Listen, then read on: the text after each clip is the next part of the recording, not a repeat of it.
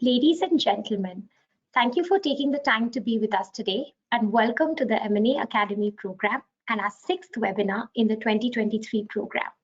My name is Nidhi Kilawala and I am a partner in the Khaitan & Company's corporate M&A group based in New Delhi. I would like to extend a very warm welcome to this webinar to every one of you, whether you are in our audience in India or around the world. Thank you for taking the time to be with us today. The M&A Academy program is designed to provide foundational legal knowledge and understanding on M&A transactions and processes to corporate executives, in-house legal teams, and others participating in or interested in M&A in India today. Our subject today is minority protection in joint venture companies. The format today will be a formal presentation on today's subject, followed by a Q&A session with audience questions. We have already received several audience questions ahead of the webinar today, but if you still have more questions, please feel free to submit them using the facility provided in the webinar portal. If we cannot cover all questions during the webinar, we will be sure to respond offline by email after the webinar. Also, please note that a copy of the presentation, along with summary notes of the presentation and a recording of this webinar, will be sent to you after the webinar as a matter of course. M&A is an important part of our firm's practice, with more than 50 partners dedicated to this area because India is experiencing massive growth in M&A transactions. In the M&A Academy last year, we analyzed joint venture structures in considerable detail for both corporate and unincorporated joint ventures. If you did not attend the live event or you have not seen that webinar recording already, I would urge you to refer to Khaitan & Company's YouTube channel, where the recording is easily accessible. That session focused on 50-50 joint venture structures. Today's session is therefore a logical extension because in many cases, corporate joint ventures are not designed as 50-50 joint ventures, but have a majority and one or more minority shareholders. In this webinar, we are going to examine how to protect minority shareholders in a corporate joint venture. The nature and extent of protection offered to minority shareholders is extremely important and commonly arises in corporate joint ventures, as invariably the protection provided by company law is not sufficient, and minority shareholders require special protection under contract. Our speaker today is Tanu Banerjee, who is an M&A partner based in our Mumbai office, although she works nationally, as do all of our corporate and M&A partners. Tanu has a special interest in the media and entertainment sector. She specializes in M&A and is very experienced in this work.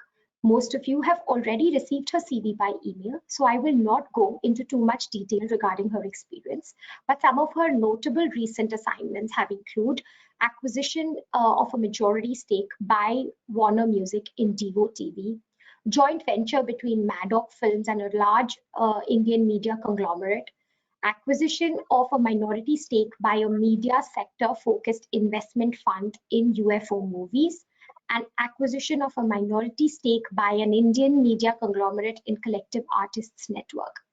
It is difficult to think of a better partner to share her knowledge with you on this topic. So I now invite Tanu to deliver her presentation. Over to you, Tanu. Thank you for the introduction, Nidhi, and greetings to everyone who's joined us today. If we could move to the next slide. Just a quick look at the agenda for today's webinar. We'll start with general understanding of joint ventures and common structures typically based on shareholding. Based on the shareholding structure, we'll look at protections that are statutorily available to minority holders under Indian laws. Outside of these statutory protections, we'll examine key considerations for the party with lesser shareholding stake and ways to contractually protect its interest. And finally, we'll round up our discussion and open the session for any questions. Next slide, please.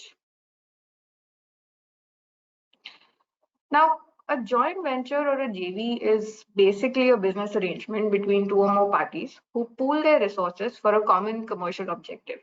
This could be a long-term business activity intended to be carried out indefinitely, or it could be a shorter-term project with specific milestones and specific timelines. The JV is created by parties holding pre-agreed stakes in a company and bringing in their respective contribution towards the business of the JV. Now, this can be created with equal stakes, where each party holds 50% stake and therefore has equal voting rights and equal control on the affairs of the JV. But more commonly, one party holds larger stake and the other is a minority holder. Now, the way the JV operates is dependent on the degree of control each party can exercise and the level of their influence on the business and management of the JV company. But the question of control itself is often a complex one to answer. Of course, it's easy to assume that the party holding the largest stake will have the strongest say in the operations, because merely by holding the controlling interest, the majority can influence most decisions in the JV company, which could often also allow the majority holder to act against the interest of the minority holder. Let's take a few examples here. Let's say the JV company does not have a formal dividend distribution policy that it works by. In such a case, even if the JV company has sufficient profits for dividend distribution, the majority holder can vote against distribution of dividends in a certain financial year and therefore prevent the minority holder from receiving dividends. Another example could be that the majority holder approves a commercial transaction with a third party on onerous terms, or a transaction with a related party where the terms are unfair to the JV company. Yet another example could be that the majority holder approves amendments to the articles or charter documents of the JV company in a way that it excludes the minority holder from decision making, or let's say prevents its access to critical information regarding the affairs of the JV, or it could even restrict the transfer of shares of the minority holder. Now, these are just a few examples. The idea is to highlight the fact that unless the minority holder has sufficient protections, their interest in the JV company can get easily diluted by the minority holder, the majority holder who holds a controlling interest. Having said that, what's important to consider is also that at a fundamental level, JVs are set up for a common business purpose, and each party has its own strengths and resources to contribute. For example, one party could be a market leader in a certain business sector, and the other could have more capital to contribute. Or one party may have the know-how to manufacture a certain product, but the other party may have a larger sales or a distribution network to offer. To utilize each party's strength and contribution optimally, achieving a fair balance of power is often important for the success of the JV. Coming back to control. Control is usually linked to the shareholding percentage, but it can also be established by contractual rights, because just by holding a shareholding stake in the JV company, it will not be enough for the minority holder to have sufficient influence on the JV's business. The intent of our session today is to examine a JV structure where there is disparity in the size of shareholding between the parties, and the ways in which the minority holder can protect its interests by a combination of statutory rights and contractual rights that can be built in the JV agreement and which can then be incorporated in the articles of the JV company. Now, why is it important to build the terms in the articles? Articles of any company is one of its charter documents, which sets out the rules of management of a company and governs the relationship between its shareholders. It's a public document, and when it's registered with the registrar, it becomes binding on the company and its shareholders. The actions of the company and the shareholders then cannot be inconsistent with the company's articles of association. And that's why the terms of the JV agreement are then embedded in the articles of the JV company as well. Next slide, please. Now, to start with, we'll talk about protections available to the minority holder by statute under the Indian Companies Act. There are two specific shareholding thresholds under law, basis which statutory rights can be determined. First, a shareholder that holds more than 25% in a company has the ability to block decisions on any special resolution matters. Special resolution matters are those which require at least 3/4 of the shareholders to vote in favor, and these are specifically prescribed under the Companies Act.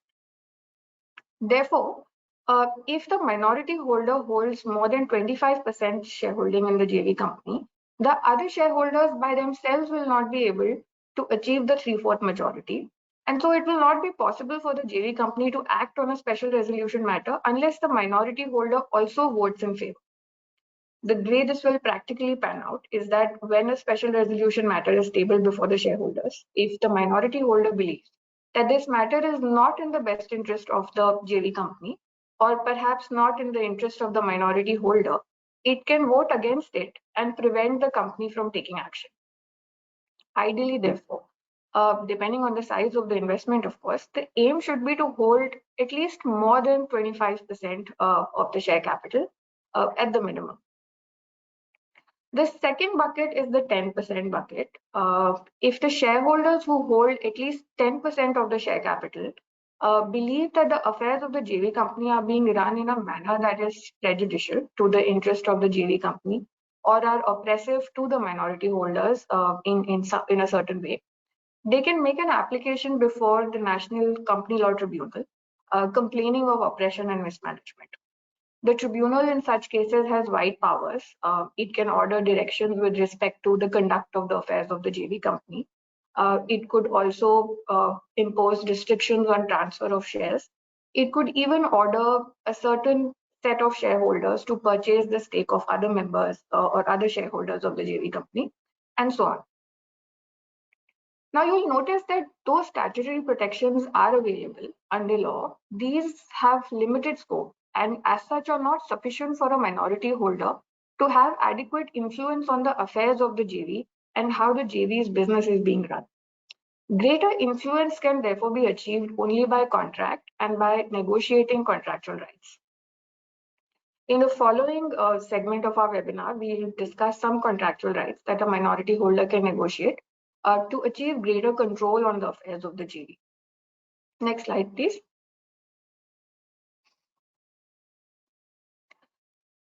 Now, board of directors of any company are responsible for the management of the company. And so representation of the minority holder at the board level becomes important for achieving visibility on the affairs of the JV.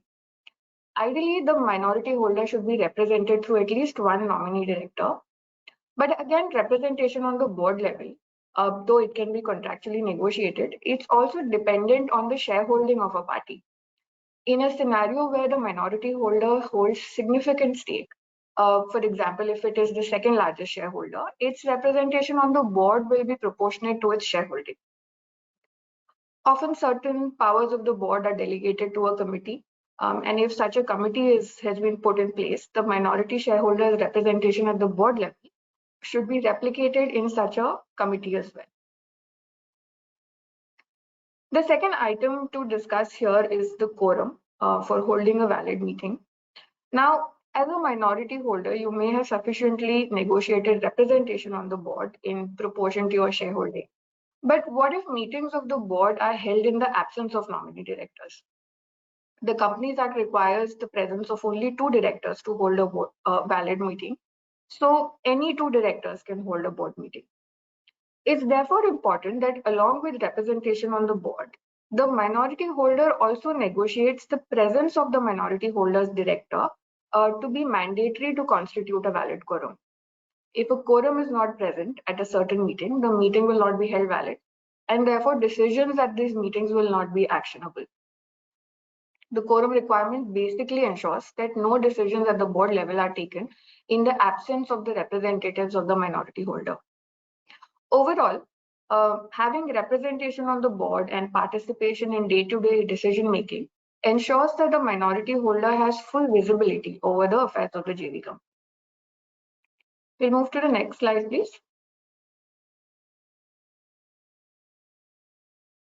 Just before we move ahead, just a quick roundup on what we've discussed so far. So far, we've discussed how the governance of a JV company depends on the degree of control each party has on the JV's affairs, and how control can depend on the shareholding stake of each party.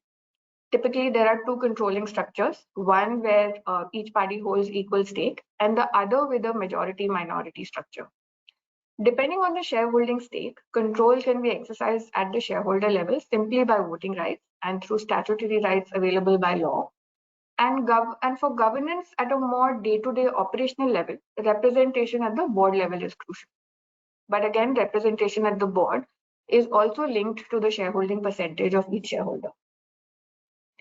In the following segment, we'll examine how, other than minority holders' rights purely through shareholding, which may not always be sufficient to establish adequate degree of control and influence, what sort of contractual rights can be negotiated to achieve this level of influence on the management of the JV. Next slide, please.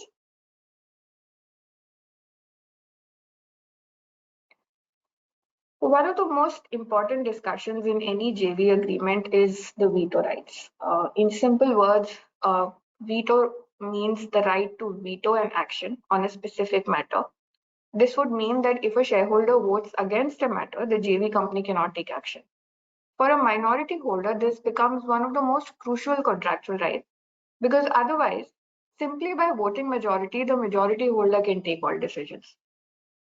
But there could be certain business decisions in which the minority holder may want to be involved. These matters can be identified and reserved for prior consent of the minority holder at the board and the shareholders level. Of course, now an aggressive stance here could be to demand that all resolutions require the minority holder's approval. Effectively, the minority holder then has the right to veto all matters. But this is typically hard to negotiate unless the minority holder's shareholding is also significant in the JV.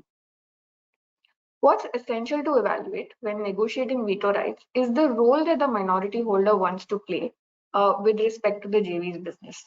Depending on this, there could be a limited set of reserve matters or a larger set of rights. For example, if the minority holder is a strategic partner in the JV and has know-how of the business, it may want to be part of the day-to-day operations and therefore negotiate veto rights on a larger set of operational matters. As opposed to this, a party whose interest in the JV is purely financial, its involvement in day-to-day operations may not be necessary, and so it can identify a limited set of matters which directly impact its shareholding rights in the JV. Next slide, please. Now, these are just some examples of reserve matters that we can talk about and important to consider for any JV partner. Expansion of business, starting a new business line or closure of an existing business. This helps in making sure that the JV is not deviating from the original purpose for which it was set up. Approval of business plan for each financial year. Typically, the JV company's business goals and milestones will depend on the business plan and the budgets for the year. And having a say in the business plan will ensure that the minority holder is aligned in the way in which funds available with the JV are being used. Also, if the progress of the JV's business is not at a pace that it was intended, then the right measures can be taken and discussed. Profit or dividend distribution amongst shareholders, or even adoption of a dividend distribution policy. Dividend distribution has a direct impact on the returns of the investment of a shareholder. And having an approval right on this will ensure that the minority holder is not shortchanged by the majority holders. Sale of business or assets of the JV company. Again, assets of a company contribute towards the net worth and the growth of the business. And if assets of the JV are in fact being sold, then the minority holder who has also invested towards these assets should have a say on their sale and how the sale proceeds are being utilized.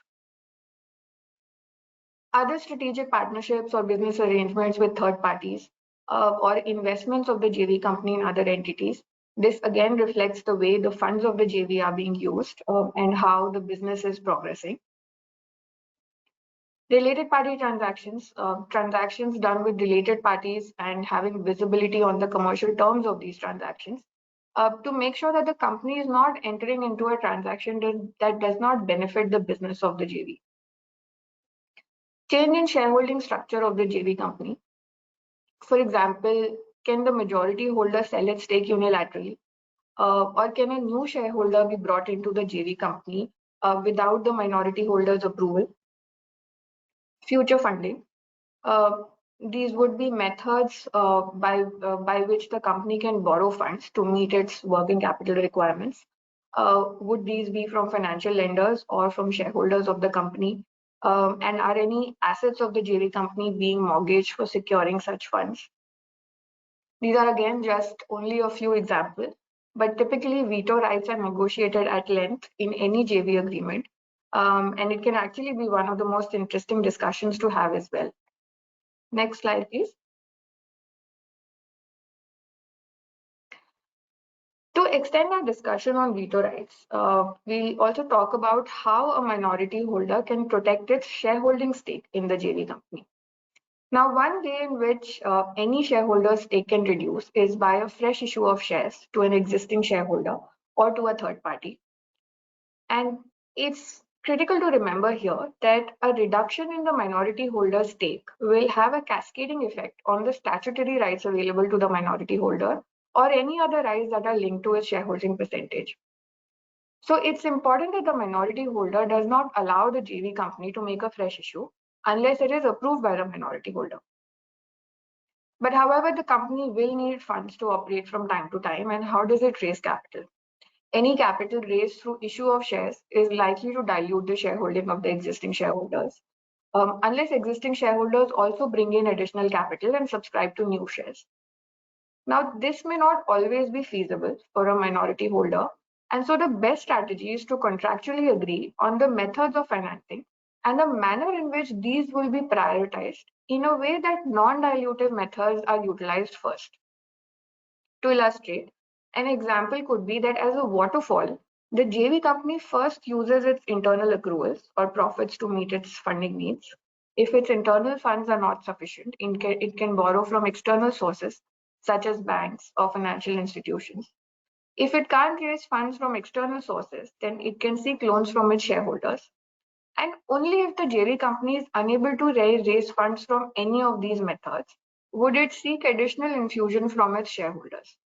Now, such additional infusion can be in proportion to their shareholding, so that each shareholder can maintain its shareholding in the JV company. And naturally, if one of the shareholder fails to contribute towards the infusion, its stake in the JV company will correspondingly dilute. Now, we spoke about dilution of the minority holder and how that's important to secure and maintain. But what about dilution of the majority holder? Is it okay for the majority holder to dilute its stake? And is that okay for the minority holder? The answer is not always. And the reason for this is that when you set up the JV, you wish to conduct your business with an identified partner, the majority holder. Now, what if the majority holder decides to sell its stake to a third party with who the minority holder does not want to do business with? How does one protect against that? The answer here is by restricting the transfer of shareholding by the majority holder in a way that it can be done only with the approval of the minority holder. The good news here, though, is that every time a majority holder wants to liquidate or sell its shareholding, it becomes an opportunity for the minority holder to increase its stake. And to be able to do that, the JV agreement should allow a right of first refusal or a right of first offer to the minority holder, which basically means that the minority holder will have the first right to purchase the shares of the majority holder. Of course, if it does not want to increase its stake, but also does not want to be left behind in the JV, it can ask for a tag-along right, and we'll discuss what a tag-along right is in a few minutes. Next slide, please.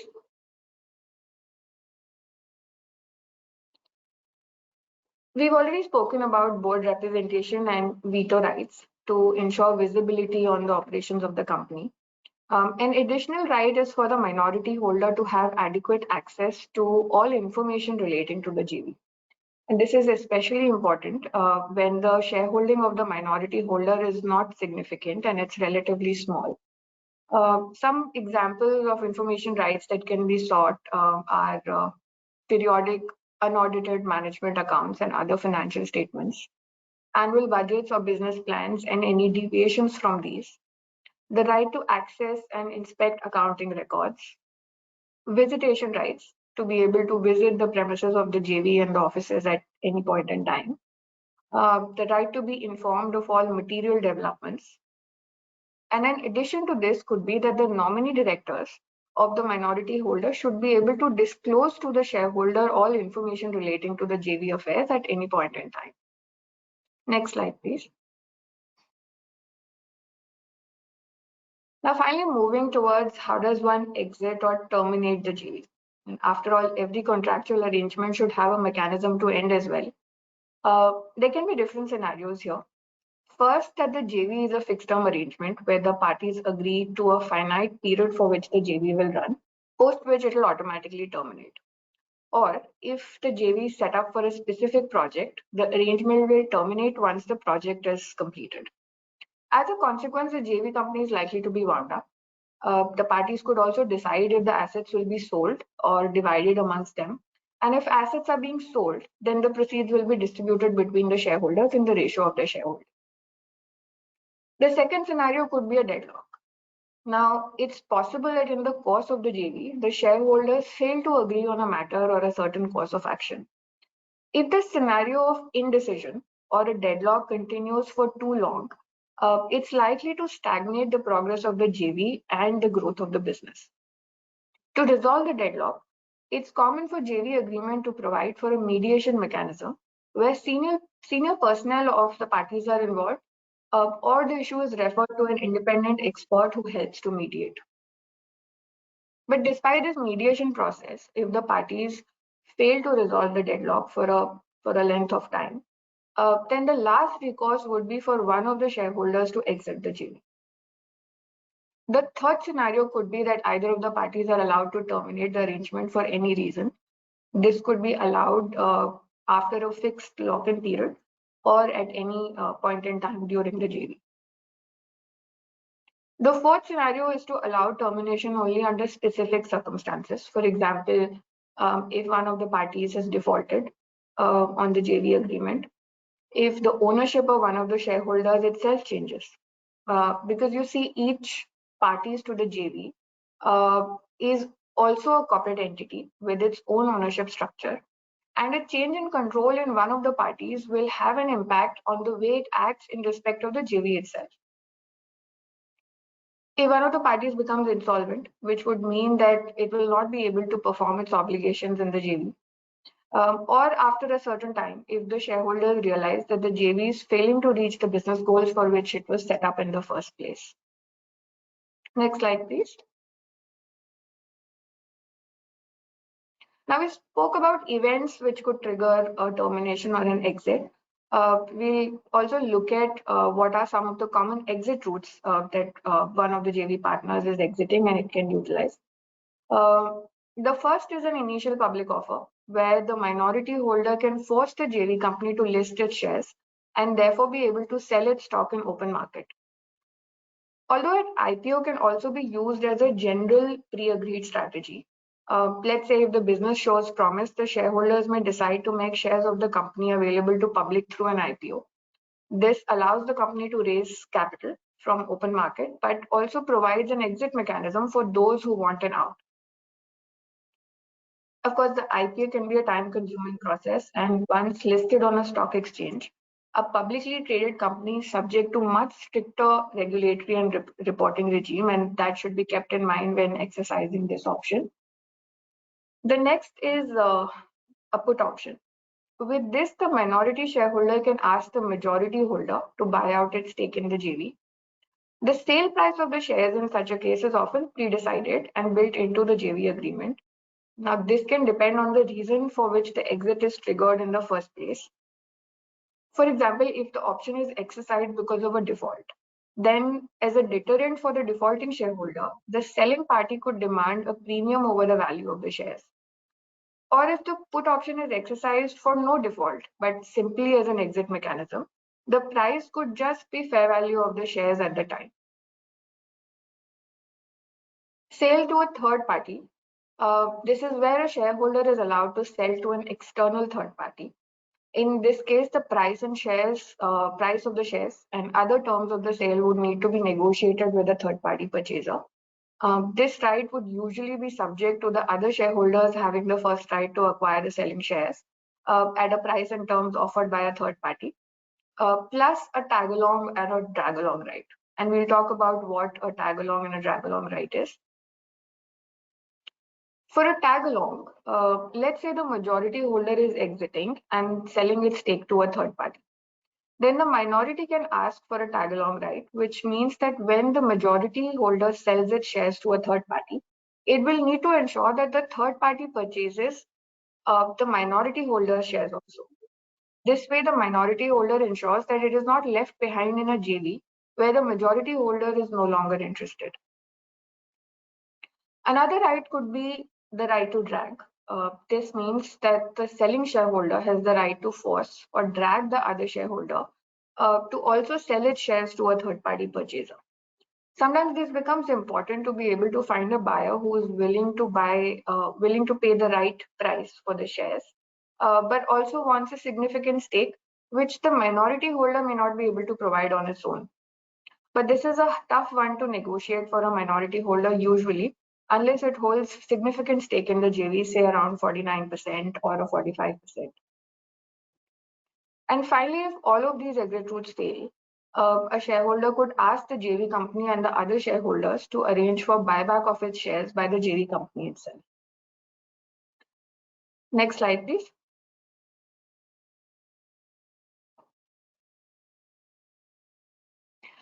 To quickly round up our discussion so far, the role and contribution of a minority holder is also significant for the success of the JV and for the purpose for which it was set up. But purely going by shareholding and voting percentage, the majority shareholder will of course be in control of the management and decision making of the JV company. While there are some statutory protections available by virtue of shareholding, these by itself are not sufficient. And so it's critical for the minority holder to leverage its contribution and negotiate contractual rights that allow the minority holder to protect its interest in the JV company and have a say on critical matters relating to its management and operations. This can be achieved by negotiating for sufficient representation at the board level, veto rights on critical matters, which could be potential areas of conflict, preventing dilution of its stake in the JV, and having the ability to increase its stake at specific events, agreeing on methods of terminating the JV agreement and preferred exit routes, and to identify specific events which can trigger an exit, ensuring transparency and having visibility on the affairs of the JV by having access to information regarding the business and affairs.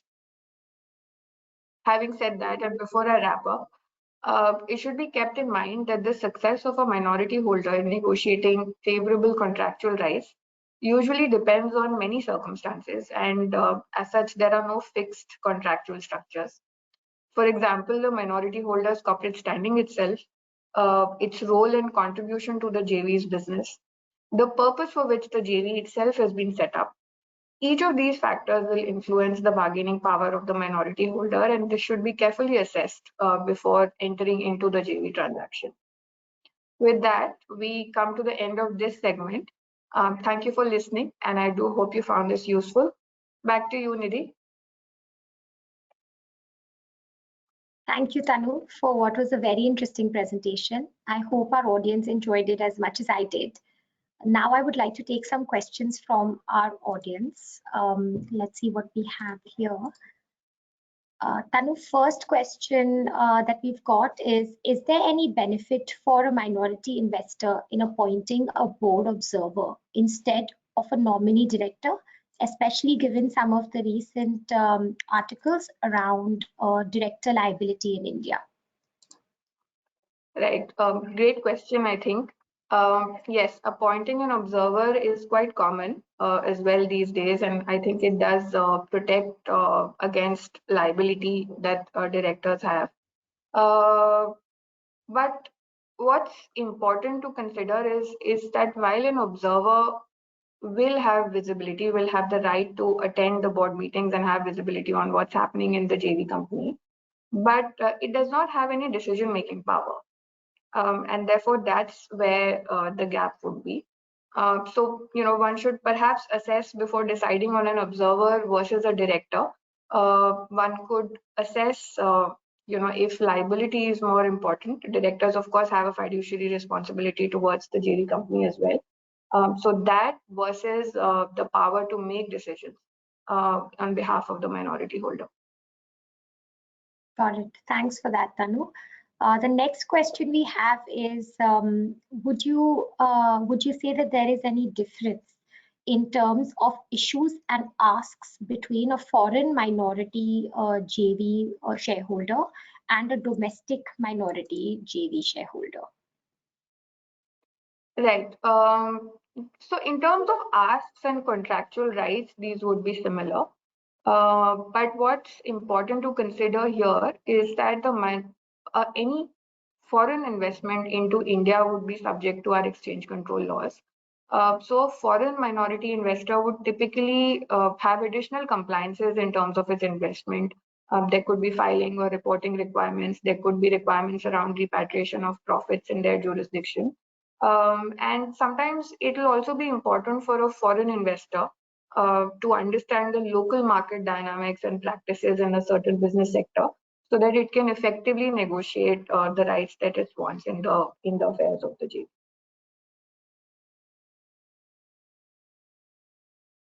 Thanks, Tanu. The next question we have is, when it comes to dilutive issuances, what criteria should be considered in deciding whether the consent of minority shareholders is required? Are there any specific thresholds or triggers that need to be met? Statutorily, there are no specific thresholds to be met, but I think what's important here to consider is the consent is required based on the potential impact that a dilutive issuance will have on the stake of the minority holder in the JV company. And like we discussed earlier as well, it's important for any minority holder or a shareholder to maintain its stake in the JV. A minority holder more so because it's already in minority. So to maintain his shareholding stake is critical, and therefore, when you consider a dilutive issuance and when you consider if you should approve it or not approve it, the impact that that issuance is going to have on your shareholding is what's perhaps the most important thing to consider. Thanks, Tanu. The next question we have is, why should a loan from a shareholder be prioritized over capital infusion by subscription, since loan would carry an interest component as well, which would need to be discharged by the JV company? Right. Again, a very interesting question. And of course, one could say a loan is also a payout by a shareholder to the JV company. But the advantage of a loan is, and yes, there will be an interest component, which could perhaps be an expense item for the JV company. But for a minority holder, it will not end up diluting the minority holder's stake in the company because it will only be a debt in the books of the JV.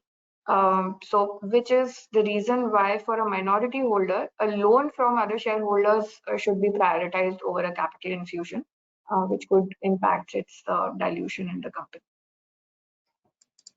Sure. The next question we have is in relation to information rights. And this is in fact one of the questions we have from our live audience as well that has just come in a couple of minutes ago. The question is, would information rights for a minority shareholder also include right to get access to information relating to the business of the company, for example, customer data? Would you say that a strategic investor who's also a JV partner should have access to such information of the JV company? Right. I would say yes, but of course, additional information rights really depend on how you have contractually negotiated it and built into your JV agreement. But as a strategic investor, if it's important for you to know about the customers of the JV and the kind of transactions that it's entering into, it is definitely a fair ask, and I think it can be built into the JV agreement. Got it. Thank you. What would you say, Tanu, are some of the IP related considerations in a JV company? I think a very, very good question here, especially given that, in any business today, especially the new age businesses, IP becomes the most important asset for any company, be it a technology focused company or a media company, let's say. For IP, I think some of the things to consider is one, a regulatory analysis should be undertaken. Data is often at the heart of any JV or company's business today. So issues around who owns the data, how would exploitation rights around these data would be allocated to JV partners. These are some things to consider. And other than that, let's say there is a JV partner who's contributing a certain pre-developed IP towards the business of the JV. Then what happens and how will that IP be treated once the JV is dismantled or this shareholder has exited the JV arrangement? Um, if if in the course of the JV a certain IP is developed, which is critical to the business, is there an upside sharing to that developed IP once, let's say, the JV is wrapped up, or even during the course of the JV? Would JV partners independently have access to that IP? What sort of rights do they have? Can they license it for another business, and so on? There can be various commercial considerations here, and I do think that it's one of the most critical aspects to consider in any JV setup in current times. Thank you, Tanu. The next question we have is the JV agreement sufficient to provide for minority protection rights, or would you say there are some other documents or agreements that need to be executed for protection of these rights? Yes, so the JV agreement, of course, is your mother document, which will govern all of your relationship and your contractual rights between the shareholders vis-a-vis the JV's affair. So everything stems from there, of course, but there would definitely be ancillary documents depending on the business and the overall purpose of the JV. For example, let's say arrangements with key employees that the JV company may have hired or the JV partners may want to hire, treatment of IP. So these are some of these ancillary documents which will depend. There could be other set of documents also, but it will really depend on what the business of the JV is. Got it. And would you be able to elaborate on changes made in the articles of the company vis-a-vis a JV company's articles that don't carry the terms of the JV agreement? So in India, I think the shareholder agreements stands on its own as well. But traditionally, it's critical for the terms of the JV agreement to be embedded in the article, simply because article is a more statutory binding document. When a company is set up, articles are usually registered with the registrar of the companies. Every time there is an amendment, there is a certain reporting to authorities, and the amended articles are also filed before the registrar. So it has more statutory binding force. But having said that, if your shareholders agreement or your JV agreement, the terms there are not built into the articles of the company in India, the shareholders agreement is enforceable by itself as well. But it's always recommended to build it into the articles. Got it. Thanks for that, Tanu. The next question we have is there an advantage to shareholders making loans to the company as debt has priority over equity? And should such loans be secured over the assets of the JV company? To the extent of a shareholder's loan, because the shareholder is then acting for the benefit of the JV company. If it's possible to have an unsecured loan, that will be the best way, so that the assets are not impacted in favor of one shareholder over others. But again, why a debt should be prioritized is because yes, it will be given priority in terms of payout. But again, it does not impact the shareholding of the shareholders. So the balance to be considered here is dilution of stake of other shareholders versus a debt that the JV company may be able to fulfill after a certain period of time. In terms of security, it's a shareholder loan. The best way for the JV company would be to protect its assets. But this is again, something that is contractually negotiated. So best to be discussed between the shareholders and agree on the course of action. Got it. The next one we have is on some common deadlock resolution mechanisms that you see in the context of JV companies. How do you suggest deadlocks should be resolved between the two JV shareholders? Right. So I think we briefly covered this during the presentation also. The most common way is to have some sort of structured mediation mechanism built into the JV company, into the JV agreement. This can be typically, senior personnel are engaged or an expert. It's referred to an independent expert who can help mediate and resolve the deadlock. But if that doesn't that mechanism fails and it's continuing for a prolonged period of time and the deadlock is not being resolved, then you could either fall back to triggering an exit, or you could eventually, as a last recourse, also arbitrate. The only downside of an arbitration is that then the shareholders are in a dispute, and the affairs of the JV still need to run while there is a deadlock and there is a dispute. So, that's something that shareholders need to consider amongst themselves, whether to follow the arbitration course or not, but it can be a possible mechanism. Got it. We have a related question, Tanu, on this point in the chat box, which says, can you please help us understand if the decision given by the expert or the mediator, which is pre-arbitration in the response you just gave, be binding on both the minority and majority shareholders? Again, your JV agreement is what will prevail. It is, of course, also some amount of this, any number of contractual rights that can be built up and any mechanism that can be built up into a JV agreement would fail if the intent of a shareholder is not to follow the contractual agreement. Obviously, if you have built in a mechanism in the JV agreement, the idea should be that the decision is binding on the shareholders. And mediation is being done by representatives of each shareholder who may be disputed. Right. So ideal in the interest of the JV company and the business is for it to be binding. But of course, practically, it really depends on how much binding force does a shareholder allow itself. Got it. Thanks, Tanu. The next question we have is, can you tell us how a JV partner's contribution to the JV would impact their negotiating power for veto rights in terms of financial contribution versus business expertise?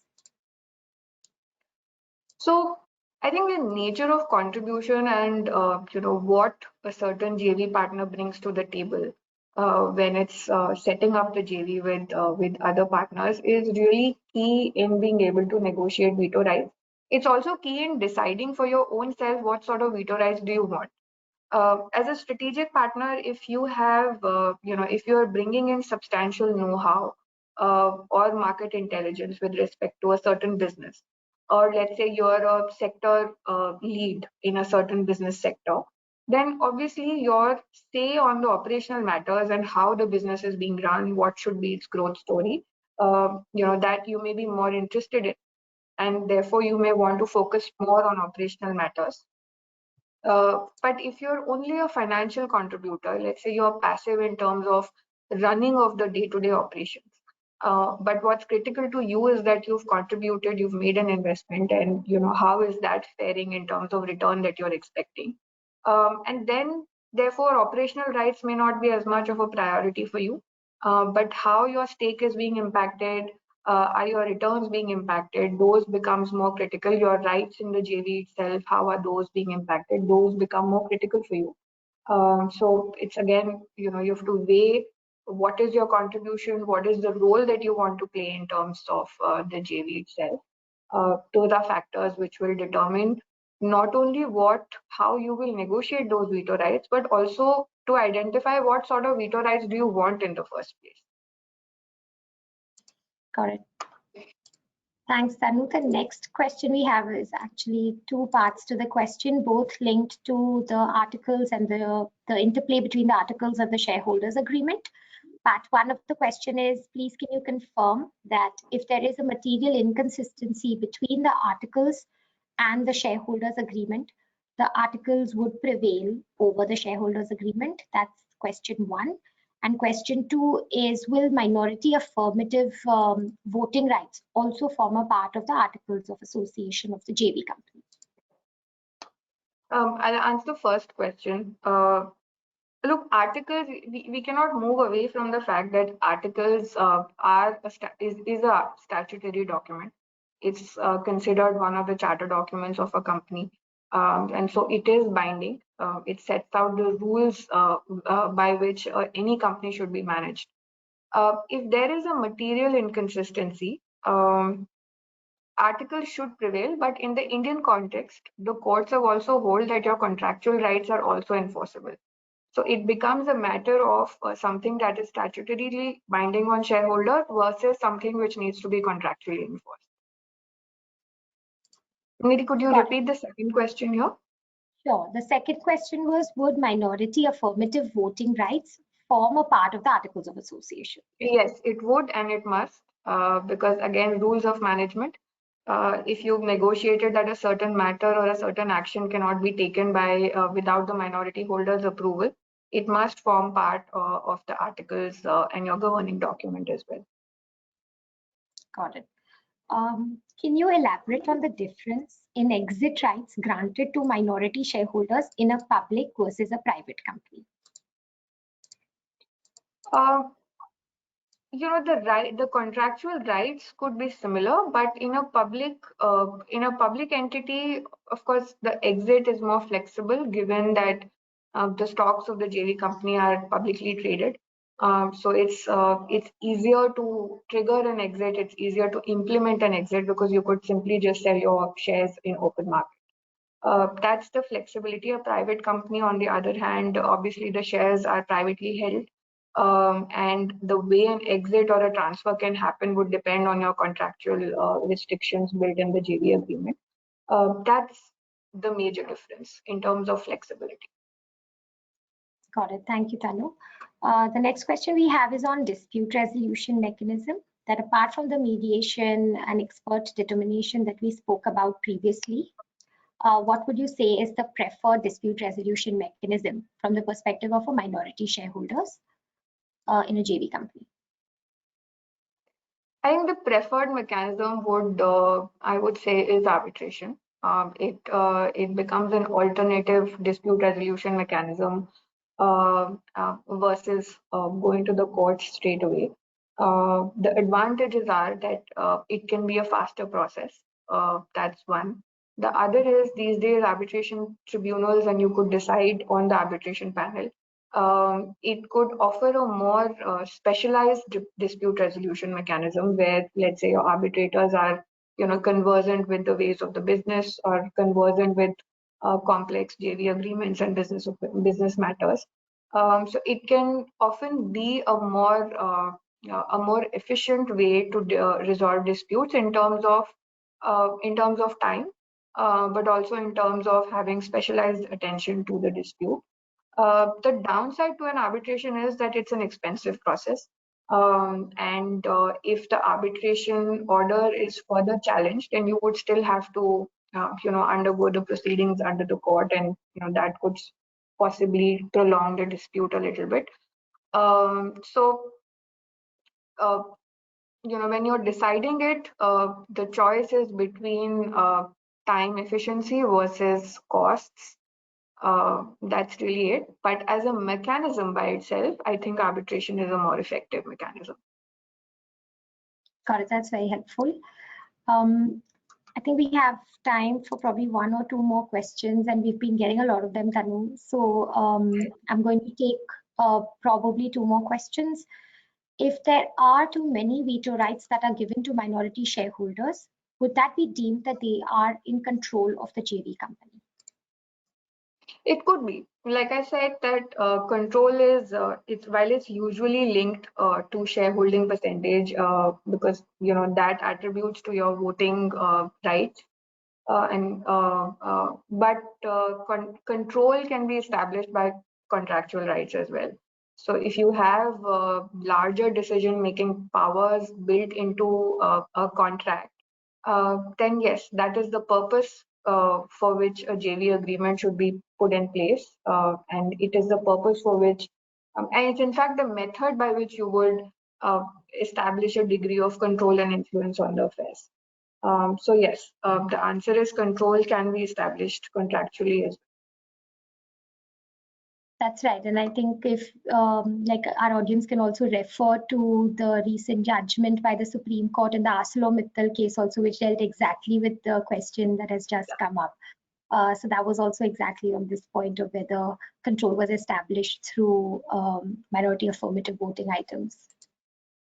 I think the last question that I'll take for today's session is, how does a minority shareholder prevent the majority shareholder from unfairly competing with the business of the company? Should there be a restriction on competition in the joint venture agreement, and what form do you think that should take? Yes, I think a very interesting and a good question. I mean, obviously, if two partners or two parties have set up a JV or set up a specific business, the idea should not be that they start competing in parallel with the same business. Typically, for these, non-compete, very elaborate non-compete provisions are usually built into the JV agreement. Again, in terms of what is the depth of it, would perhaps also depend on the specific business that the JV is undertaking. Would also perhaps depend on what each shareholder's own business is. So yeah, the answer being that non-compete restrictions built into the JV agreement are often the most efficient way to prevent against competition by shareholders. Thank you, Tanu. We still have some unanswered questions, but like I mentioned at the beginning of the webinar, we will respond to those questions individually offline after the webinar. It has been a thought-provoking event, Tanu. Thank you for your time. To me, some of the key takeaways from today's webinar are that while joint ventures promise enhanced financial and market bench strength, they also require a high degree of collaboration and cooperation. There are several ways, of course, in which this can be achieved, as we've discussed through the course of this webinar. And there isn't a one-size-fits-all response to what is the most important clause that a minority shareholder should look out for in a joint venture agreement, or a must-have clause. It all really depends on the transaction and the nature of the transaction in question. However, some of the things to think about from a minority shareholder's perspective in a JV company would be to think about action items like some fundamental actions which cannot be taken without the consent of all the shareholders, including the minority shareholders. Think about what those actions should be, depending on the nature of the business, the shareholding percentage that the minority shareholder has in the company, and the role that the minority shareholder plays in the JV company. Think about whether the minority shareholder would like board presence through a director, not merely through an observer, for reasons that we've discussed through the course of this webinar. Think about the manner in which trigger-based termination rights should be negotiated and included in the JV agreement, and the manner in which a deadlock can be resolved, and the manner in which a dispute arising from such deadlock can be resolved in an expeditious and unbiased manner. Before closing, I would like to ask each of you to please respond to the poll slide on your screen. Mitesh, if you could please put up the poll slide for us. We take this very seriously as part of our continuous improvement. So I would be really grateful if you could please give us your feedback today on the program.